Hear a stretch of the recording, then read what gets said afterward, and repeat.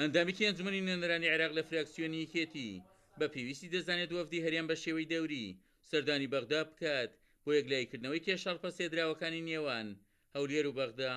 بەرەوەی ئێمە تا ئێستا لە چوارچێوەی عێراقدا دەژینەوە ئێمە بەشێکچین لە عێراق تاکو ئەو لە حزەیەش لەبەرەوەی پێمان وایە ناردنی وەفد لە بۆ بەغدایە شتێکی زەرورە و پێویستە لە کاتی ئێستادا لەبەرەوەی ئێمە کۆمەڵێک شتی هاوبەشمان هەیە لەگەڵ بەغدا لەوانە بڵێن موادی غذائیە بڵێن هەتا هێلی ئاسمانیشمان مشتەرەکە لەگەر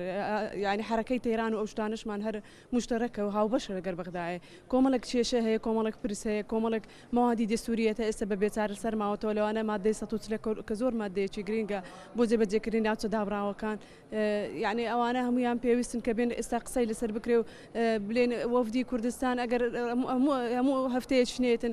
سەردانی دەوری هەبیتن ئەگەر سێ مانگ جارێک بێتن سەردانی بەغدا بکە زۆر باشە. نوێنەرانی فراکسیۆنی عەرەبیەکانی ناو ئەنجومەنی نوێنەرانی عێراقیش جەخت لەسەر پێویستی سەردانی وەفدی هەریان بۆ بەغدا دەکەنەوە و دیالۆگیش بە شاڕێی چارەسەری کێشەکان ناو دەبن. لابد أن تكون هناك لجان تخصصية ترسل من قبل حكومة الإقليم إلى الحكومة الاتحادية لكي پێویستە لیژنەیەکی تایبەتمەند لە حکوومەتی هەرێم سەردانی بەغدا بکات بۆ گفتوگۆکردن و هەڵسەنگاندنی کێشە هەڵپەسێدراوەکانی نێوان حکوومەتی عێراق و حکوومەتی هەرێمی کوردستان. اینجا ئەو کێشانە سیاسی بن یاخود دارایی دەکرێت لە ڕێی سەردانی یەکترەوە کێشەکانی نێوان هەرێم و بەغدا چارەسەر بکرێن. الحوار أكيد مجدي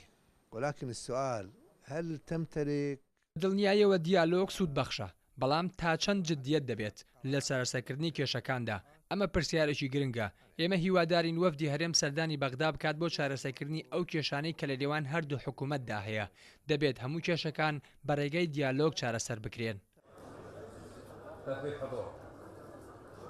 بە بۆچوونی پەرلەمانتارانی عێراق ئاڵوگۆڕی سەردانی وەفدی فەرمی هەرێم و بەغدا بۆ لای یەکتر دەکرێت دەواازەیەک بێ بۆ چارەسەری بەشێک لە کێشەکان و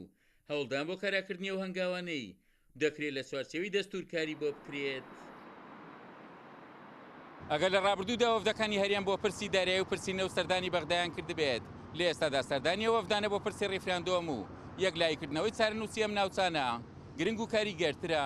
عومەر غەریب، کورسات نیوز، کەرکووک.